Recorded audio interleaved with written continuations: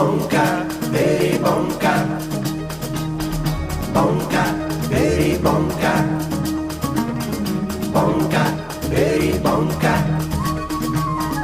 Bonka, very bonka.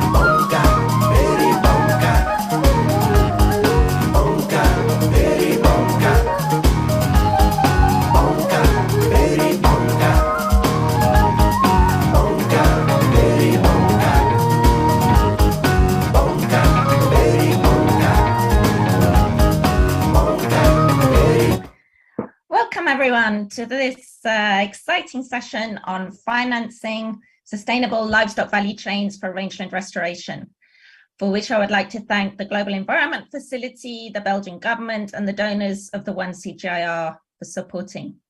I am Fiona Flinton. I'm a senior scientist at ILRI, and I am your host, your moderator for this session. This session is being convened by ILRI and IUCN. We have a great mix of speakers from all over the world, but with one thing in common, a concern for more sustainable livestock production and rangeland restoration and improvement as part of this. We will discuss how best this can be optimized, including a clear role for the private and commercial sector. Whilst we talk, artist Kaylee Pence will be making a visual documentation of the discussions, which we will get posted on the GLF website following the conference. We have a full agenda, so each speaker, who I will briefly introduce, and please visit the GLF webpage for this session, where you will find more information, will make a short intervention in response to some questions that I will ask. If you have additional questions for the speakers, then please put them in the chat, and we will convey them to the relevant speaker and post the response. We will need to see if we have time for any additional open questions at the end. So without further ado, I turn to Chris Magero, Program Officer at IUCN and my co-convener for this session. Chris, to start off this session, can you tell me, why is the restoration of rangelands so important? Thanks a lot, Fiona. And really nice to be here and talk about rangelands. So why rangelands are important? First, they occupy 54% of the terrestrial land surface. I think that's important. They have a richness of wood, cultures, fibers, among other things, that are produced within rangelands. However, they are facing an unprecedented rate of degradation. 25 to 30% is the estimate of annual degradation we're facing, mostly happening through conversion of these lands. About 2 billion people depend on rangelands. So this is directly, whether it's in terms of their livelihoods, whether it's in terms of the economies and how they operate. And these are the people who we talk about, that they're greatly at risk now, and also in the future. And this is because of the issues that we know, climate change and drought, that is chipping away on the resilience of these communities and their ecosystems. Over the past, multiple global commitments have been put in place to try and redress these imbalances that we are facing, whether it's from climate change, from the disasters that we know, from food and water insecurity. However, not many of them are accounting for rangeland restoration. And I think this is important to note, because the exclusion of rangeland restoration is actually now leading to further degradation and conversion. And also because of suboptimal management practices, we are having a situation where maladaptation to climate change, to droughts, is happening. And I think for me, unless we start looking at restoration of rangelands, we will not be able to achieve the global goals we're looking at, whether it's SDGs, whether it's on climate change, or whether it's on biodiversity protection and mitigation. But Chris, despite this clear importance of rangelands and the need for restoration, from what I've seen, rangelands are way behind forests in the amount invested in rangeland restoration. Why is this? Yeah, Fiona, that's quite true, and I think we have to contextualize where forests restoration is coming. I mean, they're coming from a history of a couple of decades of that generated a lot of global interests on forests. So a lot of global data was collected on forest laws and generated on investments, monitoring frameworks, around forests, and what the roles of the different sectors, whether it was private sector, whether it was communities within this forest value chain. So a lot of data has been generated, a lot of interest has been generated on restoration.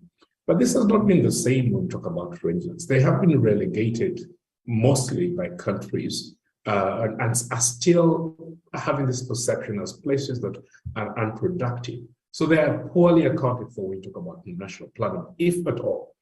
This means that globally, because they are, we do not understand the richness in terms of the social, cultural, economic, and environmental values, they are largely ignored. Most countries you will go to do not have a clear plan of rangeland improvement. And this is a problem. And once it's unaccounted for at national level, it cascades to what are the regional responses. It cascades to international policies, their exclusion around this area, and also the lack of understanding of what needs to be done to restore these rangelands, despite their importance. Thanks, Chris. So to exemplify your point, let us go to Mongolia, where Enki Amgalan Silay, chairwoman of the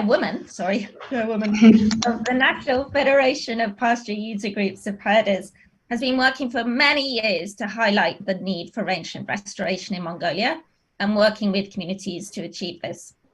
Enki, can you give us a brief summary of the work that you've been doing over the last decade or so on rangeland restoration?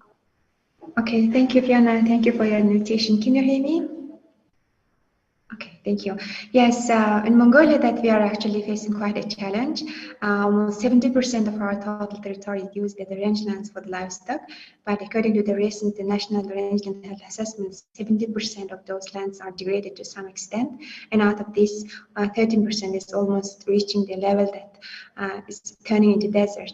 So I've been working in this sector almost like 18 years. I've been managing this project called Green Gold for almost 18 years. So we started in the beginning how to protect, how to encourage the herders to take part in the process of sustainable rangeland management.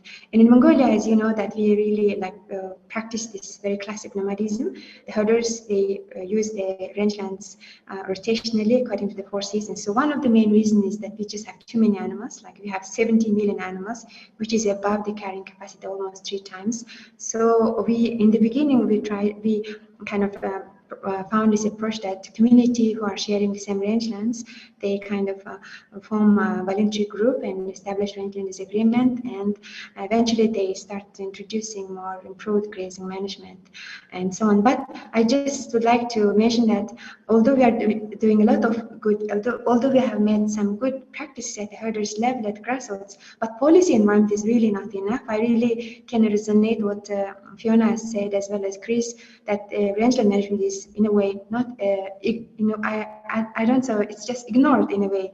So there are a lot of talk about forestry, but not really. I think there's underestimation of the value of the rangeland ecosystem, not only being the source of feed for the livestock, but also its environmental ecosystem services. So that's where we are, and because Mongolia is not really, not well known to the world, we are trying to also promote some of the rangeland-based products through our project. Okay, and also there's a growing, well, very successful and still growing cashmere trade, isn't there? Which is unfortunately contributing to the rangeland restoration. Can you just give us a very short summary of that, where that's? Yeah, of course. When you look at the 70 million animals, 27 million, almost 34% are the goats. So in the past, Mongolia had never had so many goats. The reason why the herders started growing so many goats is because there is a demand of cashmere.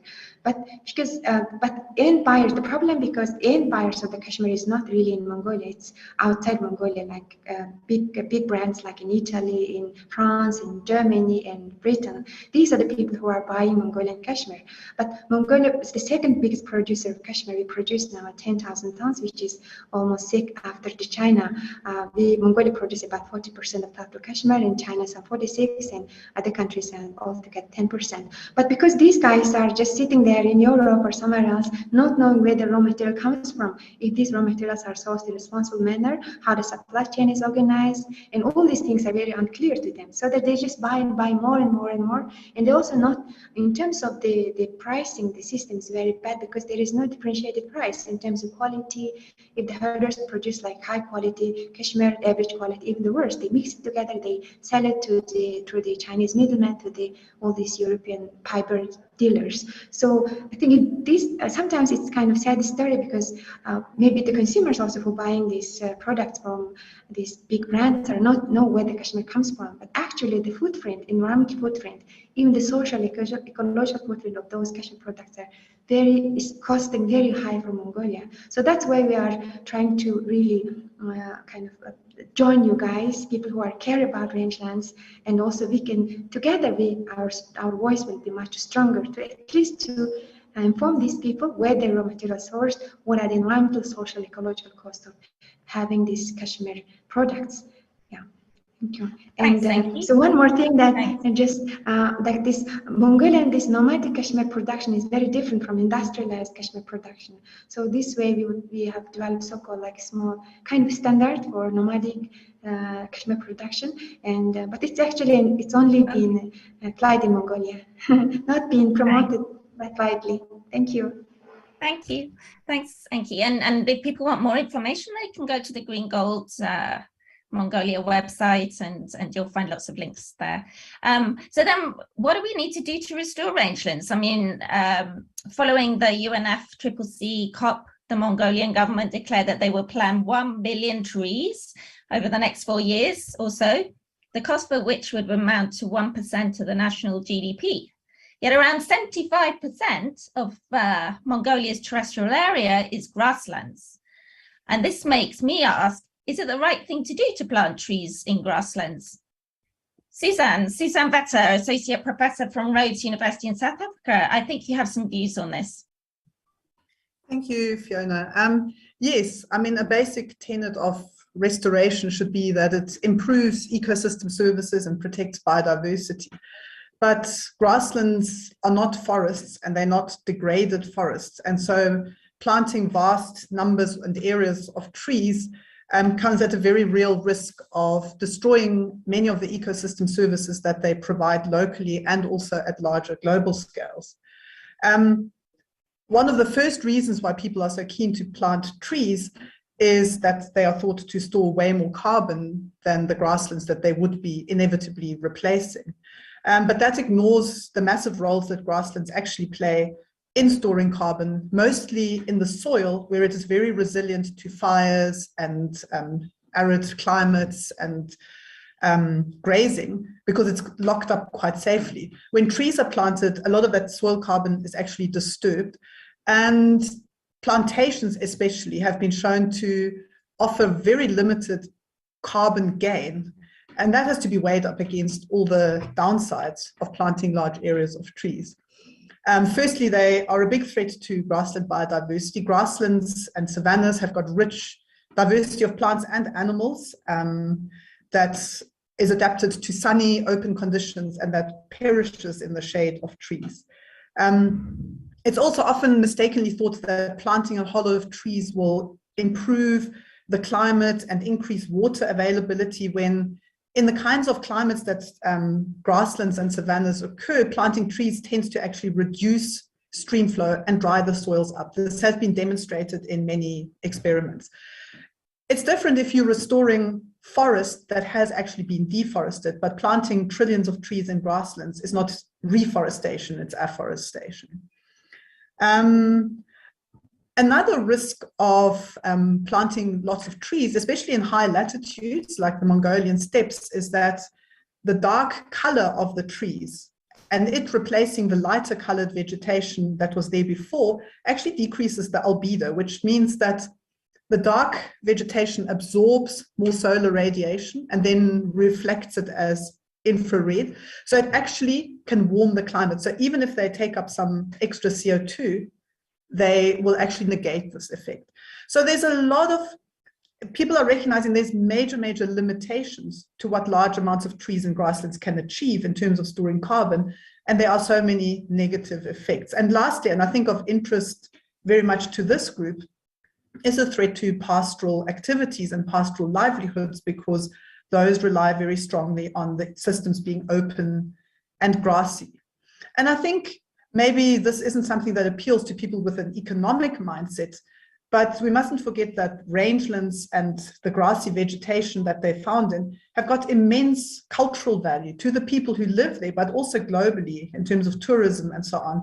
And that also is destroyed. And finally, the world planting trees, what then is the solution? Here, I'd like to go back to Mongolia and ask this to our next discussant, Mr. Galadorja Amabold, the CEO of a Mongolian cashmere and yak wool processing company, Junst Maran. So, Mr. Amabold, what do you think is the right approach for Mongolia's rangelands, whilst also making money from them for communities and businesses at the same time?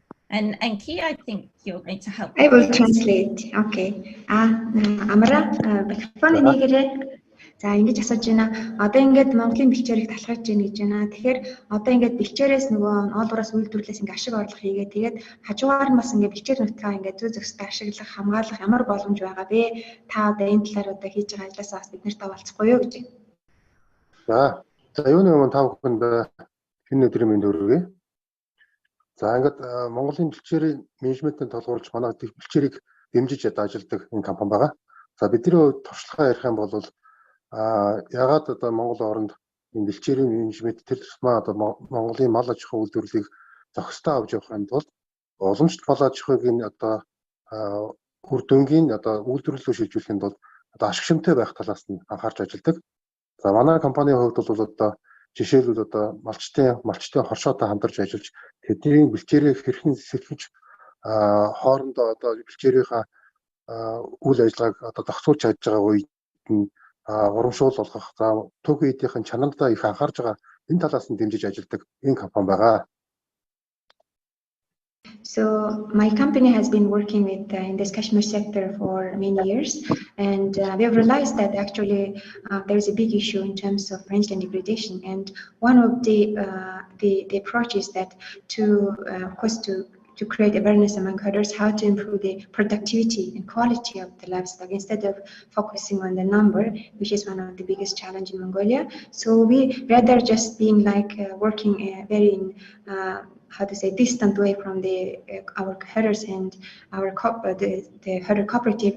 In the past several years, we decided to actually work more closely with them to create the awareness and to create kind of more partnership, so that if the quality of the raw material increases, if there is proof that this the Kashmir is produced in a non-friendly way, that we can actually create win-win cooperation with our suppliers, with herders. So that's our strategy, to not to just buy raw material and not ignore the rest of the fact, especially the rangeland management, because rangeland is one of the biggest input to produce to keep the livestock herding in Mongolia. So we started going back to our herders and suppliers and cooperatives to work more and create kind of partnership, win-win partnership, that so that not only we win, also they win.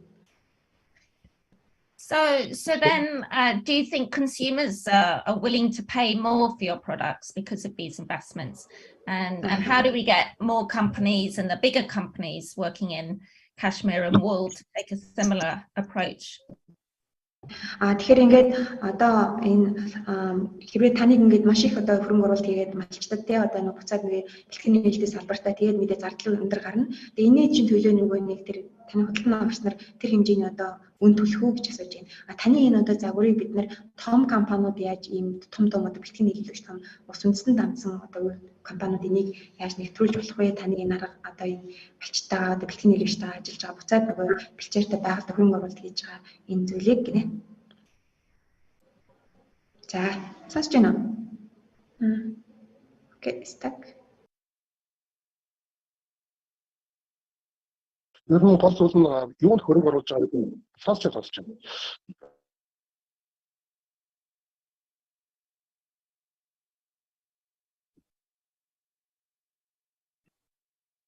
Thank you. Shall we come back, maybe?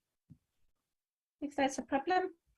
Amra, яаж янгаагүй юу? Oh, yes, he's back. So Okay. he's getting closer to the internet connection.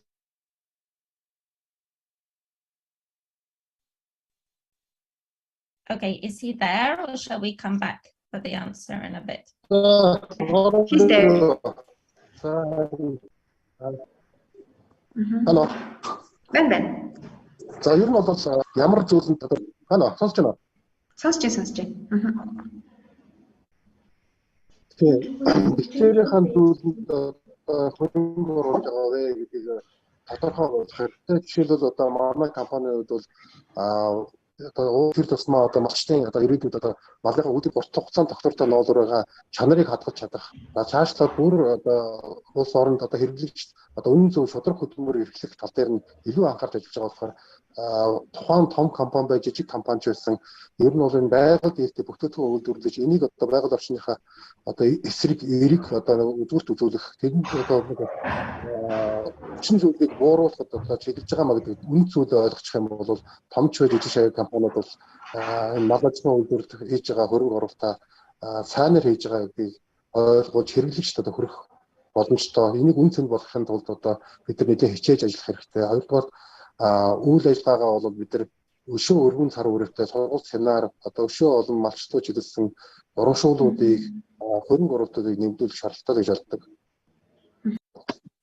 Yes, the world is changing, and it's no longer that the consumers are buying a product with no proof where does it come from, what kind of product it is, who is the producer. So the consumer also, the attitude is changing. So we have to also be more alert as a business people. So we just have to give them the right information. We have to keep it very transparent, and how does this raw material is sourced and how this product is made of.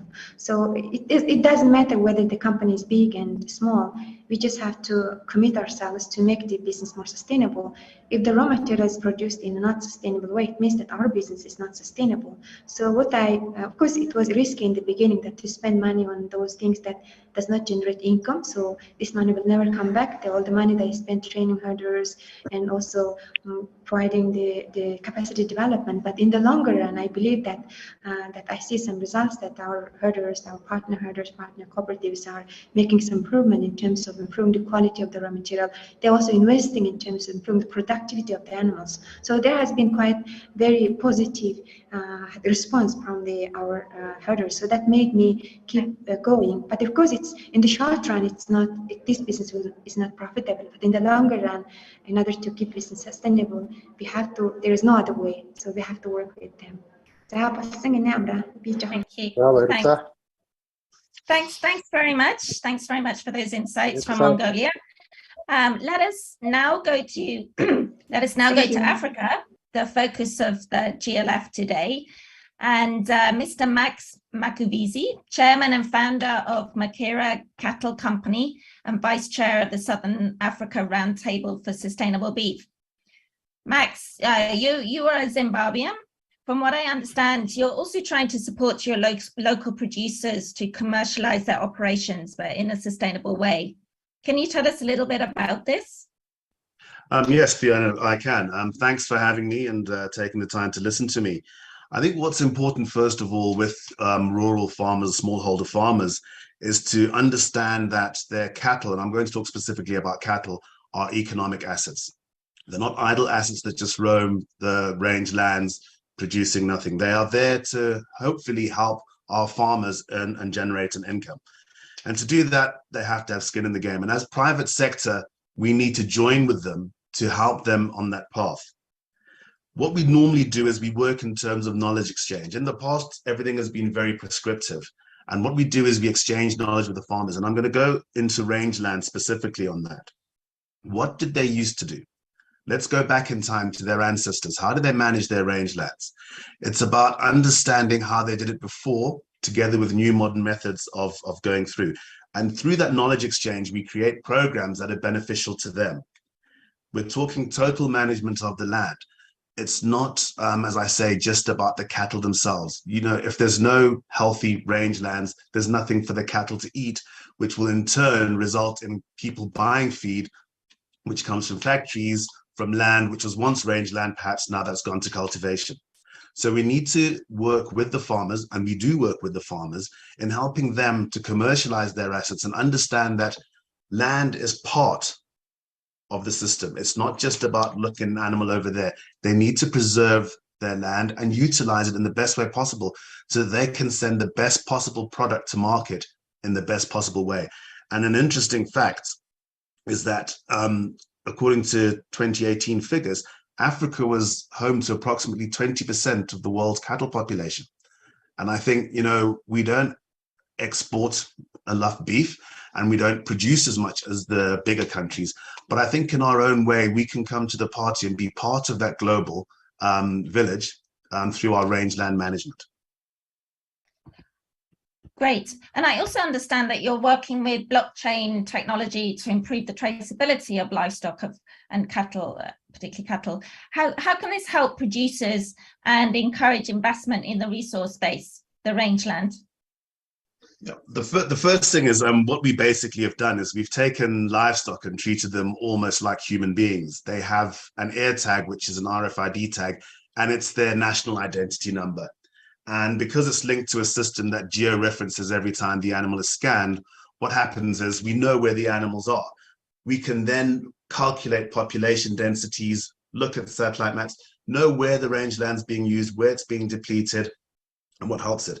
And if we can pass that information back to the farmer, together with their health records of their animals, it helps them with proof of ownership and financial inclusivity. So getting them into a system where they're now highly involved and they're now producing for the markets through our blockchain application, they're going to also be taking care of the land at the same time.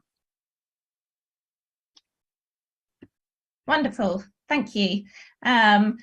Great. And so I just like to remind our audience that we probably won't have too much time at the end, or if any time at the end, to answer questions from the audience. So please do put your questions into the chat, and our participants here, our discussants, will answer through the chat. So now I'd just like to dig a bit deeper into the whole issue of carbon from rangelands, which some are suggesting could raise significant amounts of funds for local communities. Anirudh Kenny, you're responsible for the business development of Bumitra, which is a company whose mission is to remove carbon dioxide from the atmosphere at scale and at the lowest cost, and in an inclusive way, whilst also generating income for local communities. Can you explain the concept behind Bumitra and how it can take forward carbon sequestration in rangelands, bringing benefits for the environment and local land users? Absolutely. Thank you so much, Fiona, for this opportunity.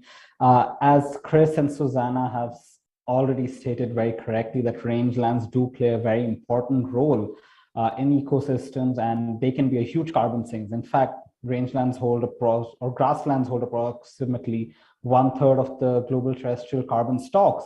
And purely from an improved grazing management perspective, we could remove about 148 to about 699 megatons worth of carbon dioxide equivalent on a yearly basis. So there's a huge opportunity which lies to help the world transition towards maybe a 1.5 degree, 2 degree scenario. So what Bumitra does is we leverage our proprietary AI and remote sensing capabilities to provide herders, cattle growers, ranchers, all of these folks.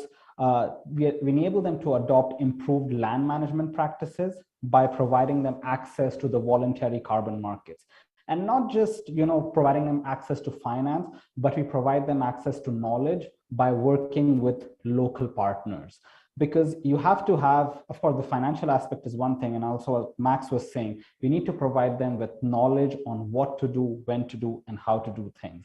And apart from the carbon finance aspect, working with the communities also provides an added advantage that we can work with them to gain biodiversity credits even. So enhancing biodiversity credits and gaining further premiums on the carbon, which we can then pass back on to the communities. So I'm sure it's not all easy. What are the biggest challenges that you face, and how can those working with communities assist you in overcoming some of these challenges? Thanks, Fiona.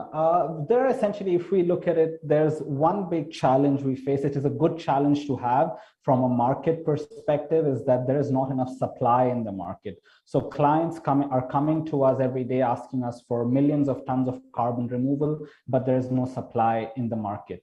But that provides us an opportunity, because we can then further enhance our sort of portfolio, which is about 5 million acres right now, and bring even more herders and ranchers and pastoralists into the system.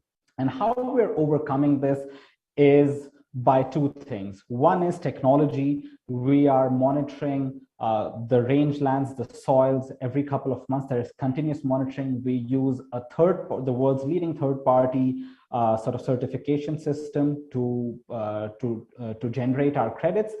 And then we also, the second, most importantly, we work with the communities. We work with the communities, with the local partners and the indigenous communities.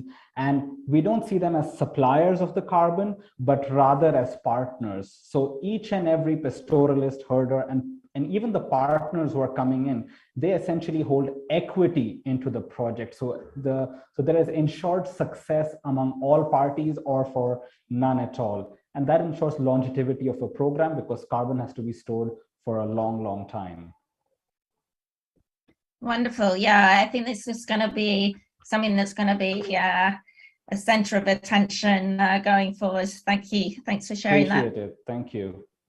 Edwin Midongo, you have been working with Claws, Communities Living Among Wildlife, an NGO that works with communities to improve and restore the productivity of the land through such as herding practices. Can you give us a taster of what Claws has been doing? Yes, now thanks Fiona for that introduction. So CLAWS is actually working in an area of very high carnivore livestock conflict, and this community is living on the edge of the Okavango Delta on the northwestern part of Botswana. So CLAWS is basically working with five. I'm gonna focus on one program for CLAWS, which is relevant to this discussion, which is rangeland restoration. So CLAWS is working with 5 communities that have a total of up to 16,000 head of cattle in total, and these are all just free ranging with very little livestock management practices on. So, like I already mentioned, there is very high livestock depredation by lions, and as we studied this conflict, we realized that there's a lot of issues that actually are playing into this conflict. So the first one being the lack of market for the beef in the area, because the area is in foot and mouth, a red zone. So and that leaves farmers with no incentives actually to look after their livestock. That's why they're just roaming.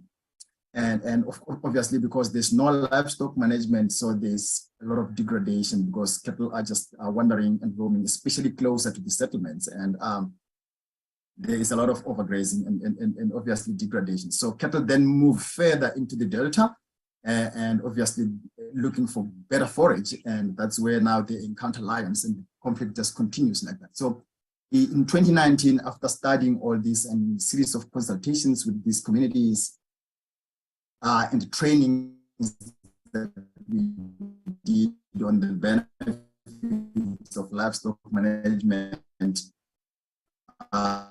we started this holistic livestock management, and we built the first aggregate communal heads of cattle in one of the settlements, which we refer to as eco-rangers, leading them to an agreed grazing plan that we sit together with the community and agree on it. So these herders, they stay with the cattle 24 hours, and then they are crawled. The cattle are then crawled at night to prevent depredation that happens also a lot at night. And using these mobile crawls, we are also creating nutrient hotspots in the rangeland.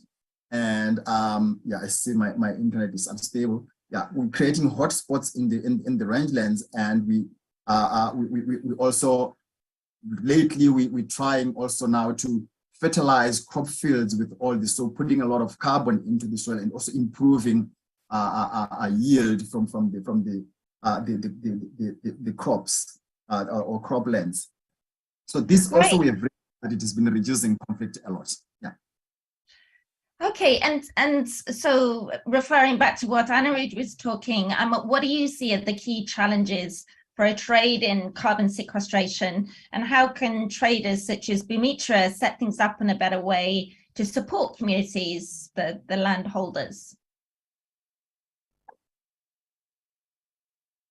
Yes, no, listening to Anirudh, I think he probably answered some of the challenges that I have. But first of all, I think I believe that trading carbon sequestration could be very beneficial to communities, especially communities like ours who are not getting a lot out of their produce or out of their livestock. If they have an opportunity to sell carbon credits, I think it's something that can add to the economy of these farmers. But one of the challenges that I foresee here is how to accurately maybe measure the carbon actually that is sequestered or that is emitted from these farming activities like the one that we are doing. But I mean, listening to Anirudh, I think there's probably a solution to that. And I think agencies like Bumitra, this is where they could probably help us with the tools maybe to quantify and measure these kinds of carbon emissions. And then the other thing, I think also government support, because I think selling of carbon credits here has not been explored much. And it's in the communities that we're working with, it's something that would probably be new. So a lot of education and training on that, I think it's something that would really help. Great, thank you. Thanks so much. Another important topic we haven't mentioned yet is the contribution of livestock to greenhouse gas emissions. Let me now turn to my colleague, Sonia Leitner, scientist from the Mazingira Center at ILRI to help us understand some of the key issues and what we know can be done to reduce greenhouse gas emissions from livestock. Sonia, can you give a very brief synopsis of some of the key issues here? I know it's extremely complicated, but just a taster. Yeah, thanks, Fiona. So one of the biggest limitations that we have if we want to make any decisions about climate change mitigation is that there actually are very few studies that have measured greenhouse gas emissions and carbon sequestration in rangelands in the developing world. So most of the data that we have come from the global north, and many assumptions that we're making about greenhouse gas emissions, about carbon sequestration, are based on modeling approaches and extrapolations that are often not valid for semi-arid regions. But from what we do know, at least from an African perspective, if we want to reduce greenhouse gas emissions from rangelands, the two most efficient ways are first to reduce or treat livestock diseases and prevent livestock deaths, because a sick animal produces greenhouse gas emissions, but it's not very productive. So you need more animals for the same level of productivity, which also means more greenhouse gas emissions. And the second point, and this was already mentioned by Max Makovise, is that we have to improve the feed basis to make sure that animals get enough good quality feed and sufficient feed during the entire year to have continuous high productivity. And this then links to rangeland management and grazing planning to ensure there's enough feed in the dry season and that the rangeland vegetation is in good shape and of good quality. Plus, if the vegetation is healthy, this will ensure that soil carbon actually stays in the soil. And if you restore degraded rangelands, this helps with additional carbon sequestration that can take carbon out of the atmosphere and can offset some of the animal greenhouse gas emissions. Fascinating, great. So really links, brings us squarely into the domain of One Health as well, making all these connections. And can you tell us a bit about what the Mazingira Center is doing to help us better understand these issues and then to reduce the contribution of livestock production systems, particularly those dependent on rangelands? Yeah, sure. So at the Mazingira Center at ILRI, we are one of the few research institutions in Africa that can actually measure greenhouse gas emissions. And we measure emissions from individual sources, from the animals, from manure, from soils, even from water holes. And we measure soil carbon stocks because we want to get the full ecosystem greenhouse gas balance. And this has never been done for African rangelands. And taking it a step further, we are also looking at effects of management on greenhouse gas emissions and also more broadly speaking on ecosystem functioning and nutrient cycling. So we're looking at things like soil health, vegetation productivity, water quality, nutrient translocation via livestock manure in corrals, as Edwin Mudongo has also mentioned. And all of these things are critical because animal numbers are increasing, human migration patterns are changing, nomadic pastoralists are becoming more and more sedentary, land is becoming more fragmented, and all of this increases the pressure on rangelands. And we currently don't understand very well what this means in terms of ecosystem nutrient cycling and greenhouse gas balances. So to summarize it in one sentence, at ILRI's Mazingira Center, we try to create evidence for a nuanced and informed discussion about these topics, because we want to find sustainable management strategies that on the one hand side consider the environment and on the other hand also consider people's livelihoods and traditions. Thanks, Fiona. Thanks, Sonia, so much for explaining that. It certainly helps my understanding a bit more, and I'm sure the audience. However, I still see a growing resistance to livestock and a call for veganism to save the planet. Chinero, I know that through the Alliance of Biodiversity and SEAT, working with ILRI and others through a 1CJR initiative for livestock system and climate resilience, you've been working to push back on this resistance, particularly at a regional level in Latin America, with beef producers to A, make the livestock value chain more sustainable, and B, to lobby for a more nuanced discussion about livestock and how to mitigate its impacts. Could you just tell us about this and what you've been doing? Hi, Fiona. Thanks for this question, and thanks for having me, and thanks to my colleagues to have highlighted issues and opportunities related to rangeland restoration. So on the Alliance side, I'd like to say that to foster and create opportunities to speed up rangeland restoration and improvements in the livestock sector, we have been working on three major fronts. One is the science front as usual, and the other are the communications and engagement fronts, especially with the private sector and the financial sector. So that's because we need to keep generating knowledge and evidence of the role and importance of the livestock sector in rangelands to global food systems and livelihoods. And secondly, because we need to refine our communications strategy to be able to translate science to the general public and sensibilize actors in this space. And we need to do both strategies as we go, because the challenge is big and we cannot afford generating evidence without communicating what we already know. So on the science front, for example, and going back to your question, we've been evaluating the role of and the potential that the livestock system has in mitigating as well as adaptation measures to climate change.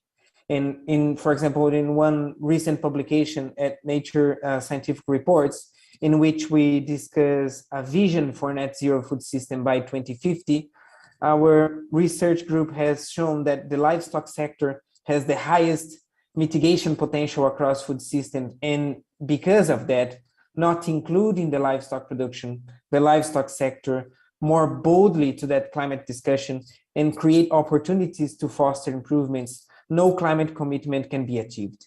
And another front on the ground related to science, in Colombia, we, and led by my colleague Jacobo Arango, and measuring soil carbon in some areas in Colombia by recovering degraded lands, we found that along with animal genetics and other animal management improvements, we found that there are huge potential to increase productivity and at the same time sequester carbon in soils, increasing soil organic matter to the point that it can offset emissions of the animal herd even. And all this work has enabled us to better communicate and engage with the financial and private sectors, as I said, quite effectively, and find impactful opportunities for the livestock sector and restoration of rangeland and pasture lands. I see. And then where do investors come in here? What engagement have you had with investors, and how do you plan to build this engagement over the coming years? Right.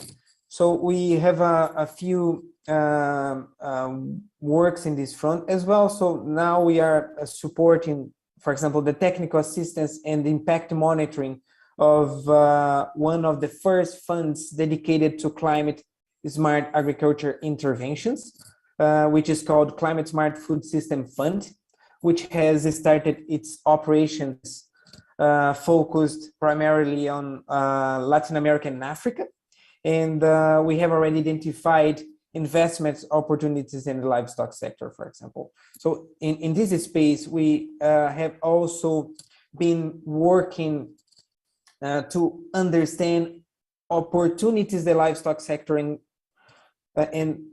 rangeland restoration to carbon markets, as mentioned before by our colleagues. So now we are running a feasibility study for the voluntary carbon market for a pre-declared area in Colombia that will respond to the question of how the livestock sector could benefit from carbon markets and how revenues from carbon credits could stimulate and scale best practices in the rangeland restoration in the region.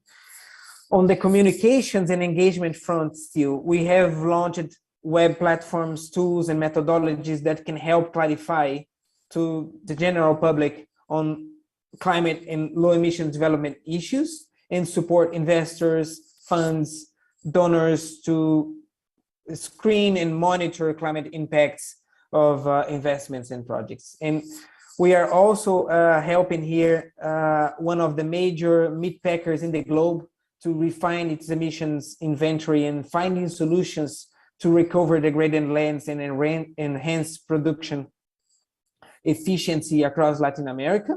And on that matter, we are also developing digital solutions to help scale technical assistance and support pasture lands restorations in Amazon regions cost effectively. And finally, just to say that we are trying to close the loop and work across the food system, across value chain actors, which seems to be an effective way to go for improving the livestock sector performance, sensibilize stakeholders and actors in this space, and scaling best practices in rangeland restorations ultimately. Thanks, Chinero, for that. Very interesting. Marta Tolina, Environmental, Social and Governance Director of Sail Ventures. Let me now turn to you as one of these investors. From what I understand, it's challenging to encourage private investment into livestock, commercial investment into livestock production systems, and particularly those in less predictable environments driven by big climate variabilities, such as rangelands and drylands. Could you explain why investors are reluctant and how at Sail Ventures and Plus Green you are supporting such investments? Yeah, thanks, Fiona, and interesting discussion so far. So I think there's quite a lot of investment into the livestock space, right? It's a huge sector worldwide, and it's a growing sector in spite of calls for reduced meat intake. I think we have to accept that it's a growing sector that is here to stay. So the challenge we see is to redirect those investments into a more sustainable production method and into areas that are in need of restoration, where the sector can contribute.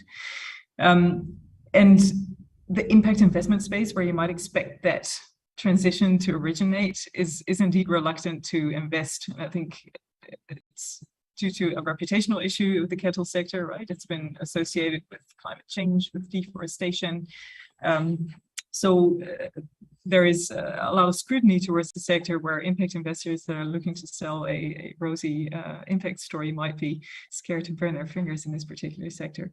And we see the same happen in sectors like oil palm, like soy, sectors that are hugely instrumental to transition in order to solve some of the world's biggest problems currently. And we see impact investors shy away from those sectors. So End Green was set up to sort of fill that gap and to go into those sectors that are considered drivers of deforestation or associated with climate change. And we invest in those companies that we believe can shift the needle. So together with those companies, we design blueprints for commercial sustainable production. And we bring those blueprints to scale. So we take on the risk of that transition, if you will, hoping that mainstream investors will then be able to follow and invest in those commercial blueprints that we create. Yeah, as mentioned previously, ultimately, I guess we'd like to see the commercial sector invest more in the resource base, into the land, the range or the rangelands, on which livestock value chains are dependent. What do you think here is required to encourage or give commercial livestock value chain actors the incentive to do this? We heard some suggestion from Mongolia and Zimbabwe, but from your perspective, having that more global perspective, what do you think needs to be done here? Yeah, I think there's many fantastic initiatives. I think some of the speakers indeed that we heard today already alluded to some of the technological advancements and some different ways of management that really help shift the needle. For us, we invested, for instance, in a company in Colombia, where we work together with a local certification system. which includes conservation of rangeland, which includes conservation of forest in that area, and that results in a branded product that is sold locally in the supermarkets in Colombia. So that's one of the examples that we're looking at. And other sectors have progressed much further in terms of certification. I think there's a long way to go for cattle, but it's a very exciting opportunity. And in Brazil, we invested in a model that's called integrated crop livestock rotation, where it's really around intensifying sustainably the production of cattle in the landscape. So enhancing the productive capacity of the land, but also the regenerative capacity of the land, which leaves much more room for conservation. So in this case, half of the land, around 50,000 hectares, is set aside for conservation because the productivity that is generated on the other half is sufficient to sustain the business. So these are typical examples of how we look at integrating sustainability in commercial blueprints. And I think what we've heard today, there is no shortage of those blueprints. I think the critical factor there is to seek funders that are willing to take the risk to fund that transition. And I think it was Max that said that was one of the biggest challenges for them to overcome, that risk of investment. And after doing that, it's worthwhile, it pays off. Commercial investors are often not interested in taking that risk. So we really urge the impact investment space to consider this sector and consider the huge potential there is in this sector for that transition, and then for commercial investors to follow. Great. Yeah, that really brings us to the way forward, isn't it? And I think really for all of us here to see the opportunity to work together. As you said, livestock is not going away, and the whole system is increasing, but we need to do what we can to ensure that increase is done in a more sustainable way. So thank you so much, Martha. And that takes us to the end of this fascinating, albeit speedy, roundtable discussion. I'd just like to come back to Kaylee, who's been busy scribbling away, describing or pictorially describing our session. Kaylee, have you got anything to share at this stage? I know you want to spend some time afterwards putting the whole visual together, but is there anything you can share at this stage to as a summary of our discussions? At this stage, you guys, you went so quickly, and it was really fantastic to hear everybody speak. At this stage, I just did all of the sketch notes for each speaker, and it really looks very, oh, can you even see that? Is that the right? It's just very, down a bit. Yeah. Oh. It is just loads of notes here that are just sketch notes, and then I'll send you the actual digital format, and then I think it'll be much easier to then see the flow of the conversation. So I'll do that in a second. Great stuff. All right. I've seen one question. We got one question that's just come up, which we got a couple of minutes to answer that before I ask Chris to close the session. So this question is to Marta, and it's from Suzanne, one of the other panelists. The examples you mentioned seem to have focused on areas that were historically forest and where a major impact has been deforestation. Have you got any examples from grassland or savanna regions where natural vegetation is compatible with grazing, but practices can be improved to prevent transformation to e.g. cropland or afforestation? Yeah, great question.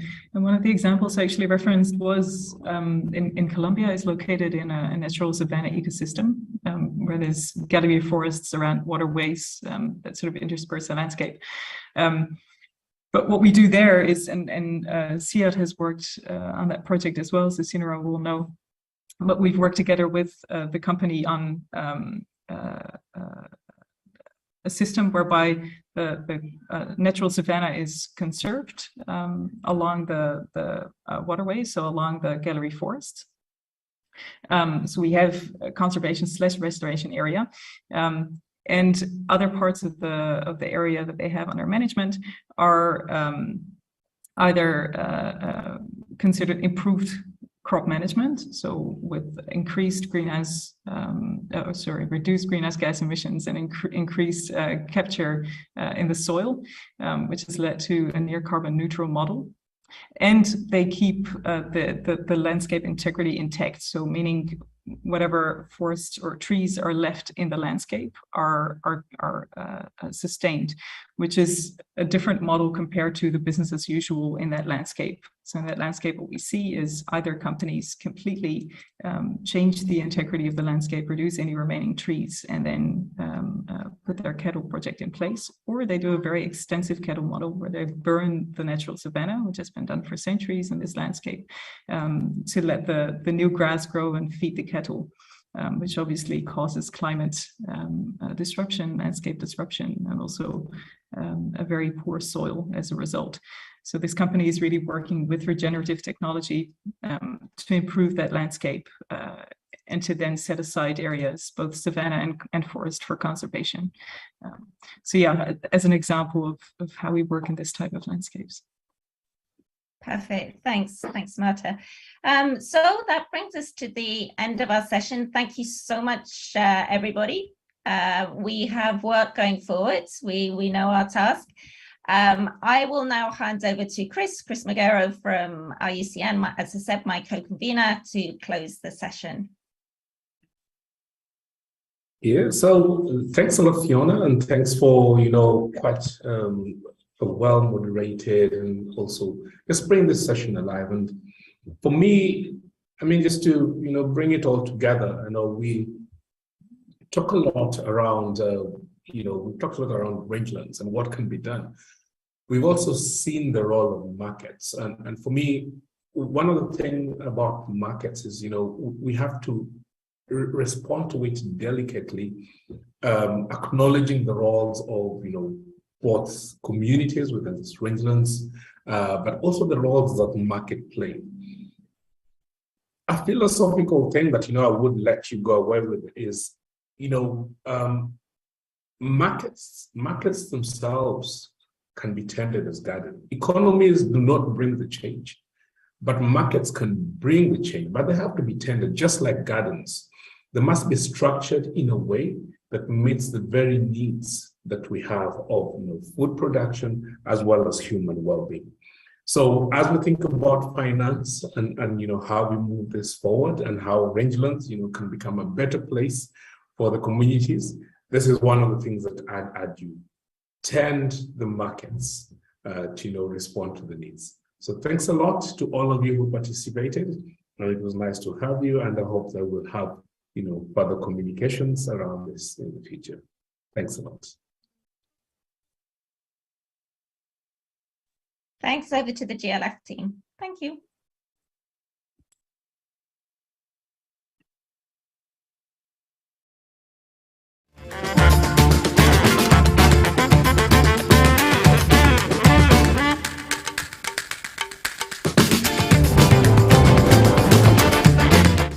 Jambo!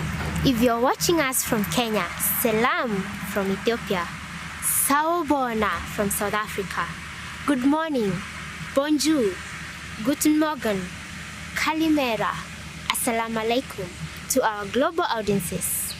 I am Candy, founder of Light on a Hill organization and GLF Forest Restoration Steward 2022. I'll be your host for the day, joining you from the beautiful city under the sun, Nairobi, Kenya.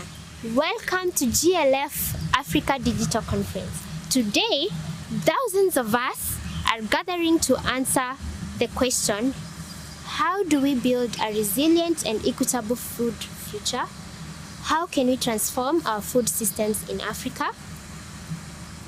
Be sure to share your knowledge and insights throughout the day on social media by using the hashtag GLF Africa. The themes for the day are 1. Landscape rights, from inclusive tenure to policy change. 2. Resilient regenerative landscapes, from restoration to agroecology. And 3, finally, sustainable finance, from markets to value chains. For the morning program, we have several partner-led sessions which will address different conference themes. We'll hear and learn about restoration from traditional leaders and get to know other conference participants during the networking session. We'll then journey together to Kenya and Cameroon through exciting virtual tours to see real action on the ground. And we aren't finished yet. We will then have 2 exciting plenary sessions full of insights and rich conversations with speakers from all over Africa and beyond. Please don't forget to drink lots of water, stretch every once in a while, and enjoy. We'll be back later.